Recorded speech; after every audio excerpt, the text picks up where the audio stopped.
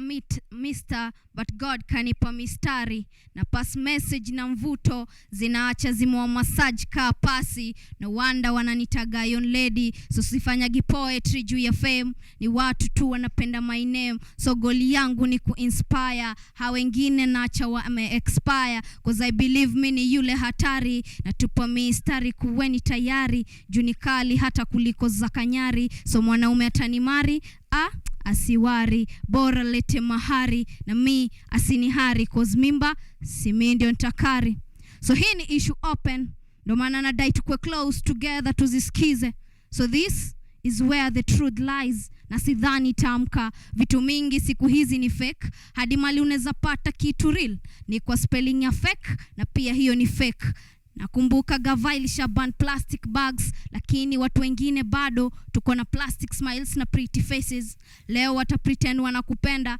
kesho ni wewe watakutenda mbele yako watakupea maneno matamu nyuma yako hiyo utamu wataongeza chumvi ndio uongo zao zi sound tamu the same friends ukiwaambia unasikia njaa watakwambia that unasikia vibaya ukiwa hai watakata kubaia coffee njaa ikikuua watakuwa kwanza kubaia coffin leo unawapenda kinyama kishoni hao watakuroast inauma sana wame fake smiles hadi wakicheka utadhani wanakuchekelea fake lifestyle kwa status zao wako na raha excess lakini kwa grao karaha ndo excess kumbe wako pressed kutu impress vile wako in deep love lakini the only deep wanna get ni depression so some families ili supposed to stick pamoja lakini ni kama glue ilishaisha ukimesi kidogo atakwambia that hauna direction lakini in real sense ni how walikudrive crazy so the only sign unaona ni kukeep left jua wenyewe ni anything right kwako some families pia ni kama zinahitaji network upgrade jezina connection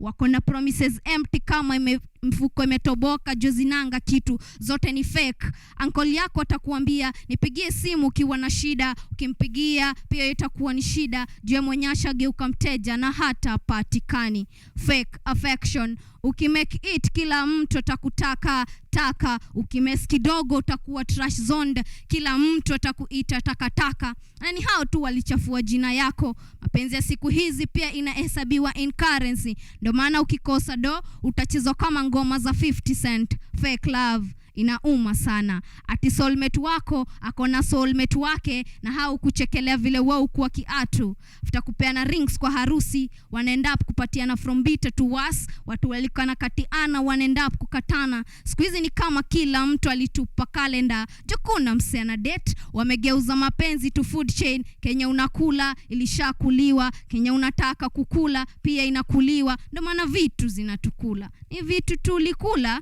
warembo na wababa wa mama na vijana sex imekuwa commercialized jo interest ya kubank more private part ndo ina grow tadhani hao ni shares za bank vile wanagawa to the public inauma that siku hizi vitu mingi ni fake hadi mali unaweza pata kitu real ni kwa spelling ya fake na pia hiyo ni fake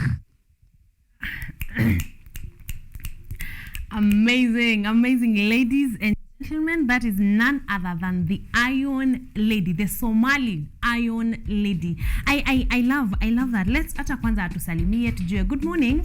Good morning. How are you doing? I'm great. How yes, about please, you? tusalimie hata mimi niko salama. I am fantastic. Please say hello, tuambie wewe ni nani. Tumejua this imeweza. I can tell you that for a fact. So let's get to know you a little bit more. Pia viewers wajue wewe ni nani, waelewe wewe ni nani, unafanya nini, and then we jump right in. Okay. So my real name is Ikra Abdi and my artistic name is Somali Iron Lady. I'm an artist, a spoken word artist. I do poetry. Yes. So Ikra, when did you start doing poetry? Okay. Back in school, I used to be in drama club and all that.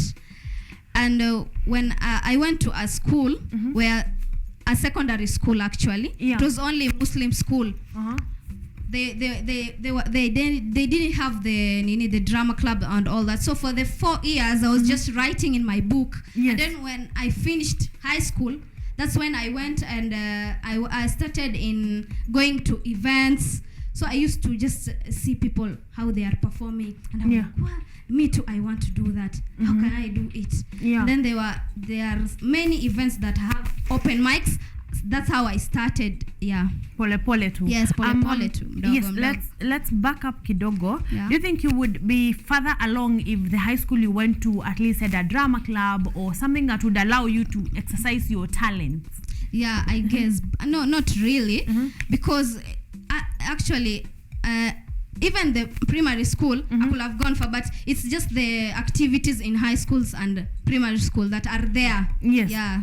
So ni hivyo tu, but Yeah. either way you were writing, Yeah, you were I used to busy write. writing your pieces. So when you were given the stage to perform, you had things to say. Yeah, I had. 'Cause Yes. I used to write in my book. Yeah. Yeah, that's how. So I had many things to do to perform. Yes. Yeah, I just wanted that chance, that audience and platform. Yeah.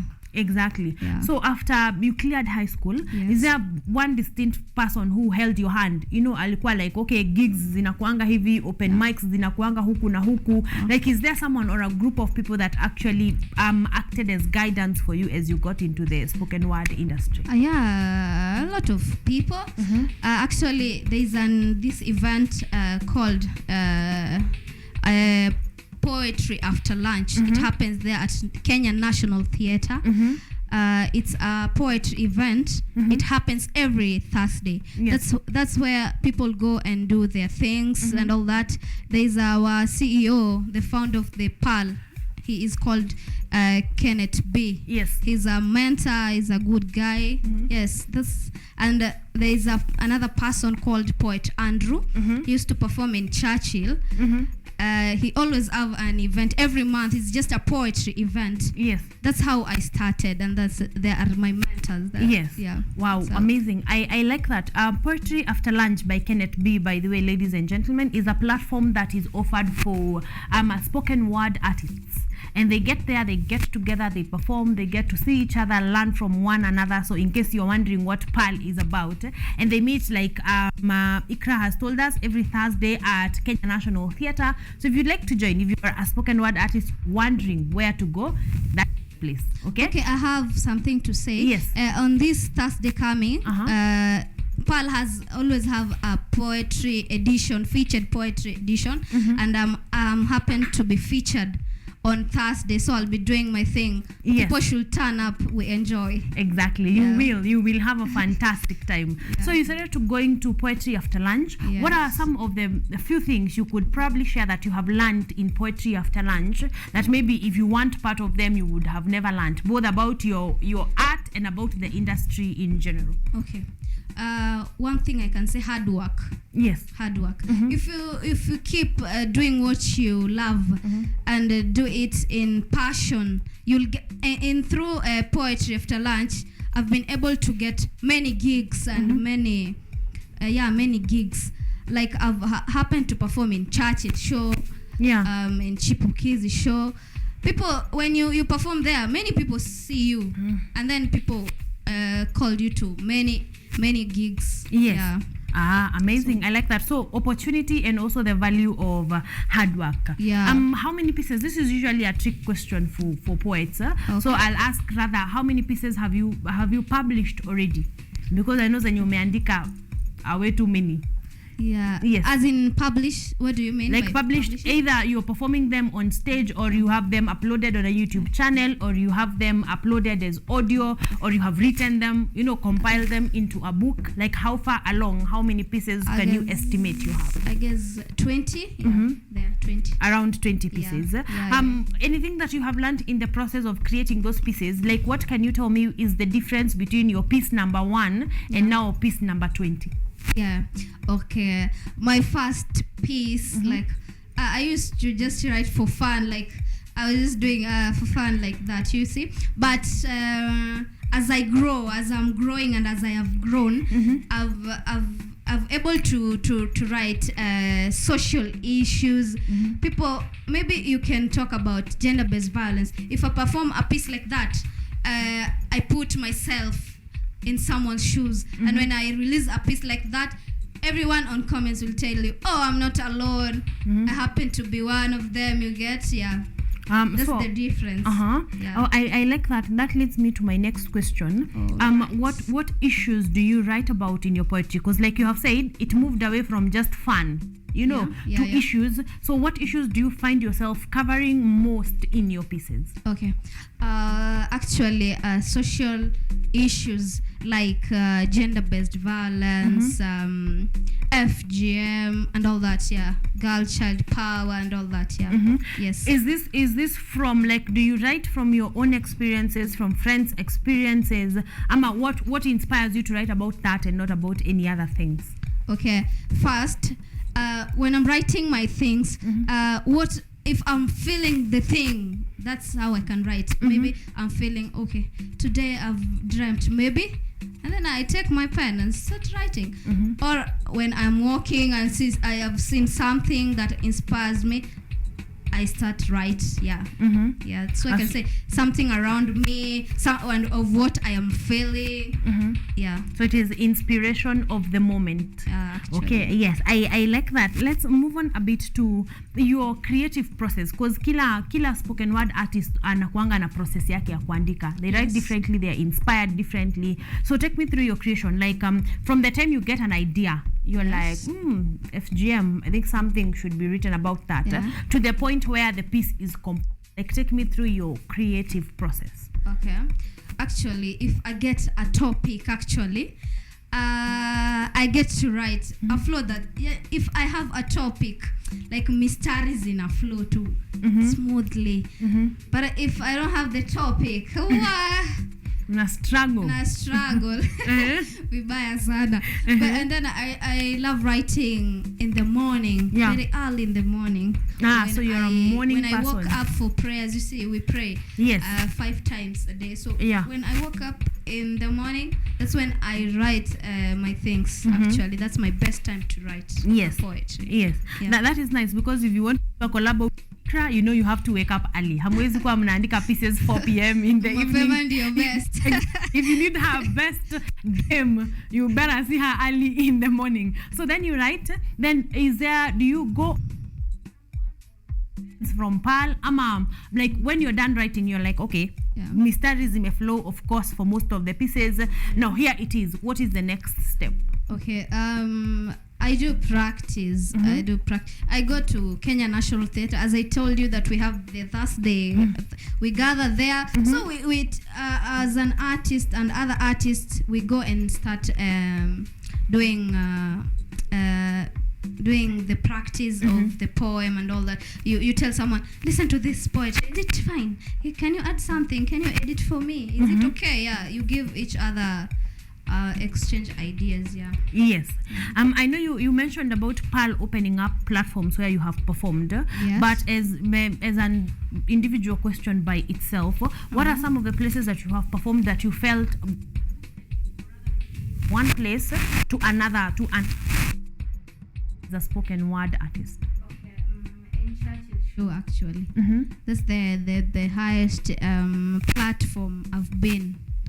So when I've performed there, at first I've never went for an audition, but it happens that I've said, let me challenge myself and do that. And just I went for the audition at first time, and I happened to be taken. Yes. I was like, where were you all that time? Where were you? Yeah. As that gave me many chance to perform there, and it has opened for me other paths, actually, because I've been working with many organizations. Maybe I'm called, I'm saying, I've seen you on Churchill Show, or I've seen you on PAL and whatever.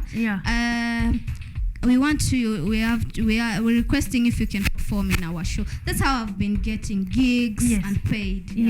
Wow, amazing. I like that. That seems like a journey that you've gone from step to step. I want us to get to the second performance. Then when we come back, we will future plans and social media handles and how guys can get you for gigs.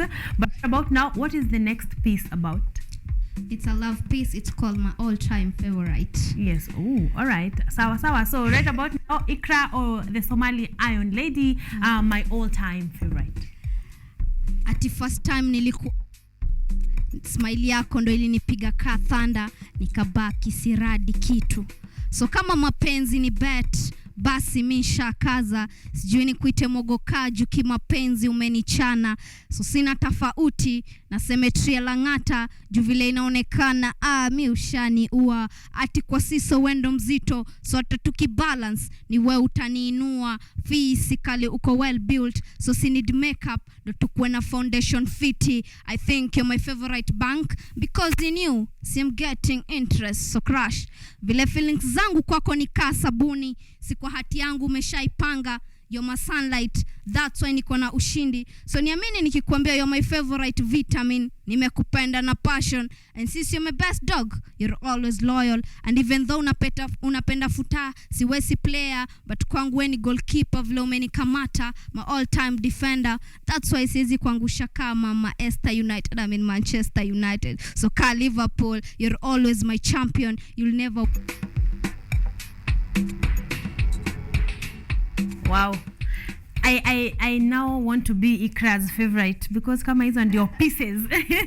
Kama hizo ndio pieces nitaandikiwa. I like them. I like the way your pieces are well thought through. You can tell this someone time, you know, and you can tell you see the first time could go through your piece, which I like very. Yes. No, we've talked about inspirations. We've talked about people who held your hand, but hatujauliza who inspires you. Like in this country, as a spoken word artist, who is your inspiration? King Kaka. Yes. King Kaka. Listen to him. Yes. Is the guy who has made me do poetry. I used to listen to him. Yeah, he is my. He inspires me. Yeah, yes, he inspires me. Yes. So I like it. I like that one. Where are we to see Ikra in the next, say, 5 years? Like, where do you want to be as a spoken word artist? Okay. My goal is to open maybe a studio. Actually, I'm working on events. I want also to have my own event where I can give upcoming artists platform to showcase their talents. Yeah, and that's my goal. Okay. Yeah. So I'm waiting. So we are seeing you at the top in the next to 5 years. Yeah. I want us to talk kidogo about a sensitive issue as we close. Okay. With say Muslim ladies. One, I never get right. All right. Spoken word poetry. Are you feeling you're getting it better now? Like, are you claiming your space? You know, as like you have said, Somali Iron Lady. Yeah. So are you guys some of your stars? The industry, do you feel like they are creating space for themselves? Yeah, actually, yes, I can say yes. When I started doing it, everyone was in my DM and saying, how can we do it? I'm also doing this. I always write. I remember in 2019, I created a Muslim group for ladies and men also, where they used to write poetry and send in the group so people can comment and all that. Yeah. And now I've seen them writing books and launching. I'm surprised. Yeah. I'm even surprised. Yes. Yeah. Wow, I like that. I like that growth. I like that creation of space so that all of us have, because all of us have something to say. And our story is best told by ourselves. Yeah. So I like that. I am waiting to see you put books together, have your own shows, move on to even bigger gigs. So all the best. I know tunafunga mwaka, so I hope you will get to close the year with a bang.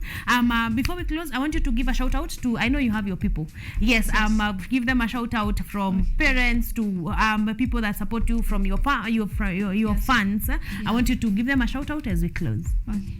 My first, I'm giving shout out to my mother, the most amazing and support I have, and to my mentors like Kenneth B, Poet Andrew, Chipukizi, and all that, and all my friends who are watching me now, and also finally my fans. If it's not you guys, I could have not been in here.